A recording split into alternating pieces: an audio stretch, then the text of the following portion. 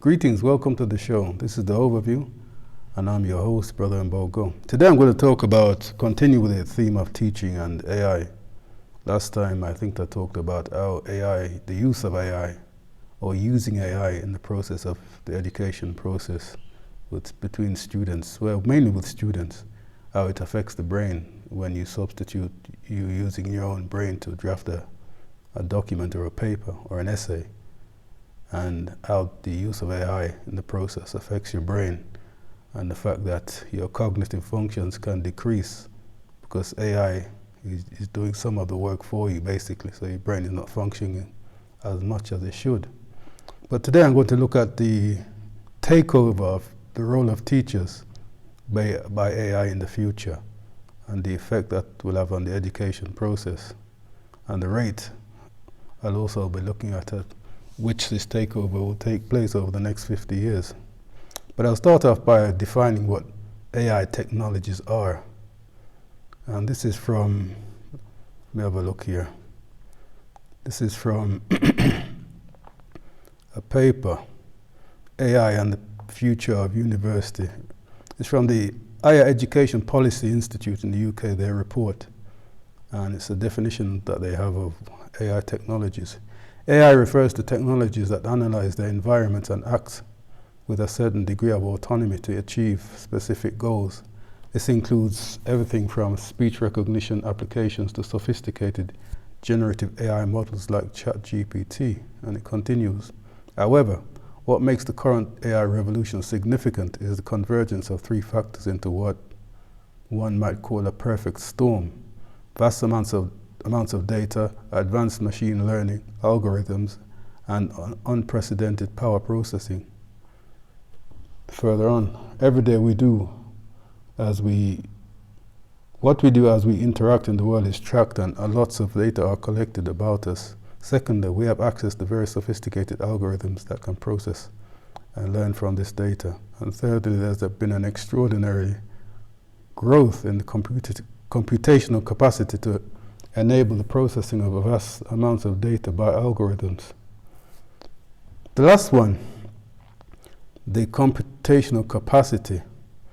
The side effect of this is that you find in some places in the world, these tech companies want to build these data centers, which are going to require a lot of electricity power or power consumption, and they're building data centers.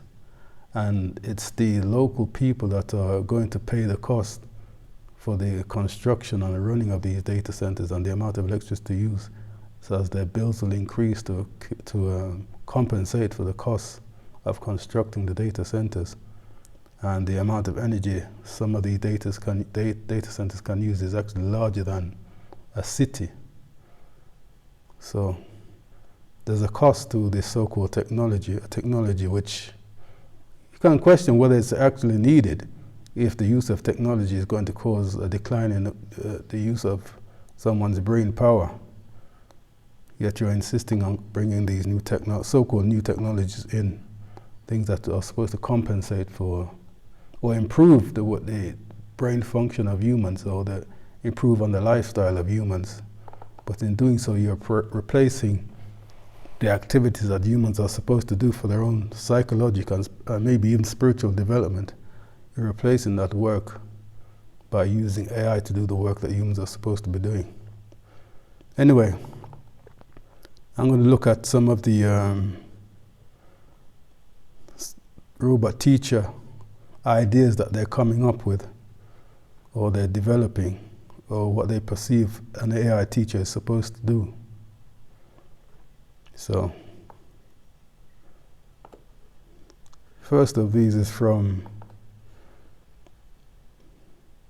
a strategy education and educational staff recruitment support organization. What they're basically saying here is, before the explosion of AI worldwide, researchers had already investigated the idea of robot teachers. In a 2018 article by Edwards and Check, titled Why Not Robot Teachers? Artificial Intelligence for Addressing Teacher Shortage, examine the economic benefits of robot teachers in the classroom, but maybe not the psychological benefits or deficiencies, I should say. So it's talking partly about teacher shortage. Even now there's a shortage of teachers across the world in general, they're saying. And they're saying that basically that bringing in robots and the use of AI can make up for that shortage. The teacher shortage crisis threatens successful education, and it's evident that traditional recruitment is not keeping pace with increasing student numbers. AI robots would not suffer from the workload, fatigue or stress. They would perform consistently and could improve as technology allows. Indeed, robots could be seen as a solution to many of the issues in teaching, such as job satisfaction, increasing workload, and the time and money required. They would possibly fill the gap in STEM subjects where the recruitment crisis is more evident. It's quite clear, if there's a shortage of teachers, that their strategies for recruiting teachers is somehow failing. Turning to AI is somehow, it's the easy way out. Instead of finding ways to encourage people to go into teaching in the educational field, they're looking for an easy answer. There must be something wrong with the society if they're failing to find teachers to teach young people the essential subjects for them to become more advanced in whatever field they want to become advanced in. So when you substitute it with something else, you're declining humans the ability to not reproduce their society, to teach their own society, rather than you're turning to some new technology. Although human input is there in giving information to these technologies, human teaching humans is the way for humans to better understand the world, rather than a machine doing what somebody's supposed to be doing. But what about the human connection? As I was saying, isn't teaching more than just transferring knowledge? Many argue that teaching requires emotional engagement, empathy, and adaptability, qualities that only human teachers can provide. Yet the fact remains human teachers are also susceptible to fatigue, stress, and even ethical missteps, and when pressures are high. So if human teachers are susceptible to fatigue, why don't you employ more teachers? I suppose using AI and robots for this work is also much cheaper than employing additional teachers. So the teachers' work day will be shorter. You'll have much more teachers teaching the subjects in school, so that each teacher doesn't get too stressed or feel more fatigue, as they're saying here. AI, on the other hand, could be programmed to respond with perfect emotional regulation, trained to handle difficult student situations with an ideal blend of empathy and consistency. AI-powered robots wouldn't feel burnout, old biases, or lose patience. Well, the biases part, we already know that it depends how you program the AI and the information it uses as to whether it's going to be biased or not. They would operate with programmed professionalism and unwavering calm. This unwavering calm, unless students are used to using the robots, this unwavering calm of AI is the dehumanized aspect of using technology to teach instead of humans. Humans are used to seeing humans teaching and interacting with other humans. This idea of something artificial teaching you, and you're not getting that same interaction that you would get from a teacher. Some might argue that human teachers are irreplaceable, that there's an essential human touch that AI will never replicate. Of course, that one is obvious. But it's time to reconsider, some arguing here. Could AI-powered human robots offer precisely what education systems are looking for? We're already asking teachers to juggle too many roles: counselors, mentors, disciplinarians, social workers, and more. So it's saying that imagine a school system where the robot touch isn't lost, the human touch isn't lost, I should say, but enhanced and perfected by AI with durability and stability of humanoid robots. I know they're talking about, I think I'll mention later on, about humanoid robots that are supposed to be able to also act emotional like humans.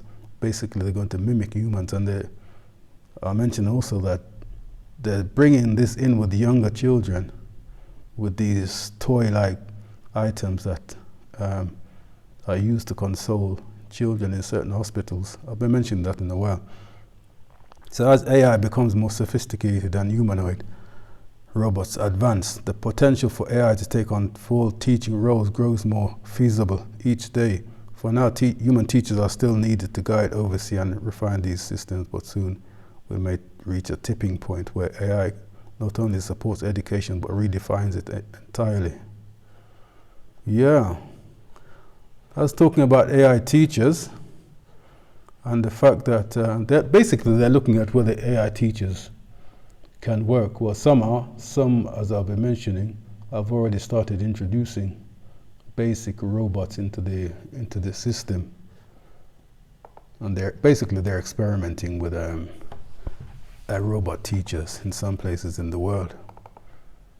And as time goes on, obviously these machines will get more sophisticated, and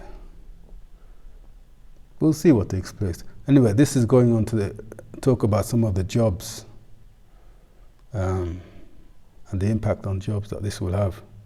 Faculty jobs will change more. This is generally not the replacement, but general use of AI, how that will affect jobs in the near future.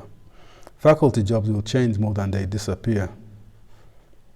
Large enrollment and developmental courses will be increasingly delivered by AI tutors, overseen by a smaller number of master instructors, while research active, mentorship heavy, and hands-on programs remain human-led. So they're going to mention some of the jobs. This is by educourse.edu, another education website. A wave of AI native campus positions is already emerging: chief AI officer, chatbot specialist, prompt engineer, AI ethicist, learning analytics designer, and LLM ops engineer. So these are the types of jobs that they say are going to be essential as AI is more increasingly being adopted. You'll have people who specialize in how to program AI, how to ask questions to AI bots and so forth. But even in the future, these roles might disappear as the AI becomes more sophisticated. Maybe the AI itself will become part of the training process in training people how to use AI. So there's no guarantee that even these jobs that they're talking about are being increasingly needed. Even those may not stay as this technology becomes more advanced itself. So I'm going to look at 3 scenarios. This is a paper from the Arab journal. Let me look for the title of this. This is the Arab Journal of Administration. It did a study looking at the rate at which AI and robot teaching will advance over the next 50 years. And there are 3 scenarios. The first scenario is the worst case scenario, where AI takes over to a certain percentage. And I'll read what it's saying basically. According to this scenario, researchers assume that during the next 50 years, and in accordance with the rapid spread of the use of AI technology, the rate of replacement of professors working in universities around the world will be replaced by AI models and programs at a rate of 2% annually, that's 2% per year, which will make artificial intelligence control all of these jobs in the end of the assumed time frame. And this illustrated, it says that according to the diagram, it's saying that then over the next 50 years, the rate, if you assess it at 2% per year, to be around 100% takeover of AI jobs in university, or the role of professors in university. Then you have the next one, which is the moderate scenario. In this scenario, the researchers assume the rate of replacement of professors with artificial intelligence programs at a rate of 1% per year. So at this rate, it will be a takeover rate of around 50% over the next 50 years. And then the final, this is the optimistic one, optimistic for humans, basically. And this is the best scenario is shown in figure number 5, and a replacement rate of no more than 0.5% is assumed. This scenario assumes the ability of professors during the next 50 years to prevail in the competition with artificial intelligence technology by developing their skills, improving their abilities, and correcting their mistakes, and considering this technology as a support, not as a competitor. So basically, this one has the replacement rate of 25% over, well, in 50 years from now. The AI takeover of Professor Rose will be 25%, which that's the most optimistic. As I said, the most pessimistic, it will be around 100 that robots will take over the role of professors.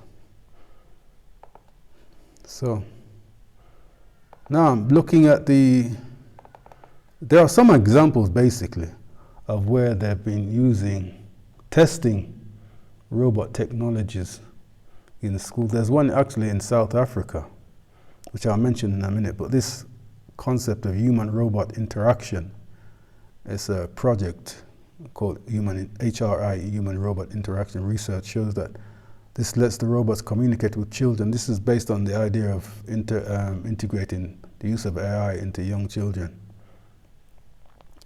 Robots communicate with children on a more active, socially present level. HRI researchers are also studying how we might engage children in the learning with robots as teaching assistants, and with much better results than computers. The robots can adjust their responses to the child's learning needs, personalizing the programs to the parts the child is struggling with.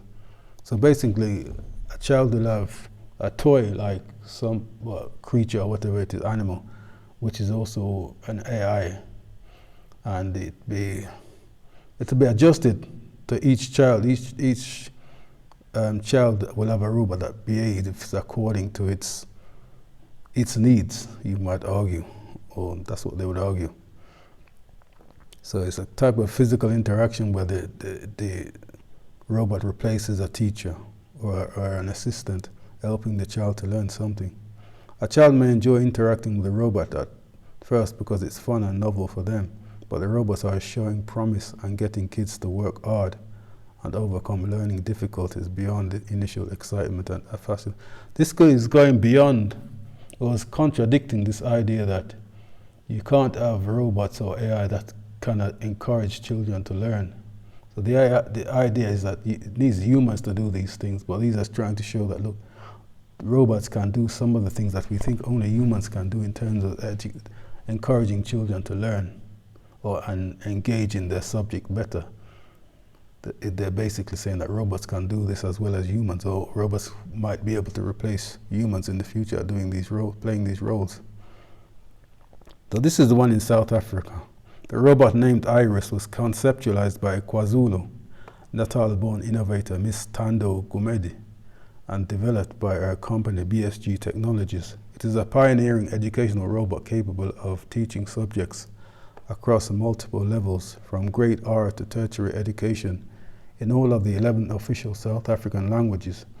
This multilingual capability positions Iris as a uniquely African solution to long-standing challenges in access, equity, and inclusivity within the education sector. Again, they're bringing in things to take over the role of humans.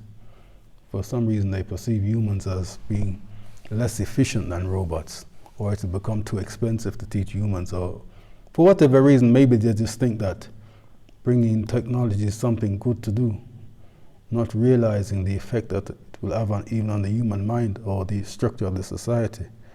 Some specialized programs can even answer questions with more accuracy and efficiency than teachers do. Well, it's a robot. If you ask a robot a particular question, it's going to be more accurate because the way a computer works, it doesn't forget like humans. So obviously, if it answers certain questions, it can provide more information, more detailed information. But that doesn't, the human brain and the mind is something complicated. Instead of finding ways to improve the memory of teachers, this is something that's lacking in today's society and Western society in general. In certain societies that were at a more a deeper spiritual understanding. They knew how the brain worked. They knew how to improve the memory of people. Because, for example, in the past, when teachers taught, things were not written down. You had to remember the details of the subject that you're teaching. So in ancient times, you're taught by word of mouth. So your memory had to be better anyway. So they had ways of making sure that people's memory, or training people so their memory could be better. Or the memories were sharper, basically. Compared to today, where everything is written down, you don't have to rely on your memory. You just rely on the fact that it's written down somewhere, that you can have access to it if you need that information. But in a society where things are not written down, and you're just teaching by word of mouth, the whole course in ancient times could be taught by word of mouth, and the student would have to remember everything. Whereas today, as I said, everything is written down. So now they're saying that AI can be better than humans because it can provide more information based on the fact that its memory structure is different. It's a machine. Things can be just input into the machine and it remains there. Whereas the mind is also similar. Everything that has happened is in some way in your memory, but being able to bring that out, that now is the problem. Anyway, in 2016, a Georgia tech professor used an artificial intelligence bot as an online teaching assistant. He only revealed the TA's true identity to the students at the end of the term. The students were very impressed and claimed they couldn't distinguish the bot from the real human. So that's implying that at some point in the future, even when AI and robots are teaching people, then people won't see the difference between the use of the robot and the AI. The robot and the human, I should say. And this is a toy that they're using that was developed by AI, MIT, I should say. The Ugglebot is a soft, fully animated blue teddy bear with a green nose that wrinkles in mischief and delight. The robot was developed by the MIT Media Lab's Personal Robots Group. The researchers collaborated with Boston Children's Hospital to bring the Ugglebot to pediatric patients and their families, with the goal of mitigating the children's stress, anxiety, and pain by engaging them in playful interaction. That the presence of a robot can make children more comfortable talking to the doctors and nurses is no surprise. This is the role of people, to encourage young people to be able to talk to doctors better, not some device. One of the benefits we've seen in animal-assisted therapy has been in giving patients a type of social support that humans can't provide. So basically it's saying that animals or robots can provide a support that humans can't provide. So that's the basic look at this, at the future of AI in the academic industry, particularly for professors. They're saying basically that at the most pessimistic, according to this study anyway, at the most pessimistic, the takeover will be about 70% in the next 50 years. The most moderate, is around 35%. But all of this is dependent upon humans and what we structure society. We could structure it so that we still don't use AI at all, or are minimal, as in the most optimistic scenario.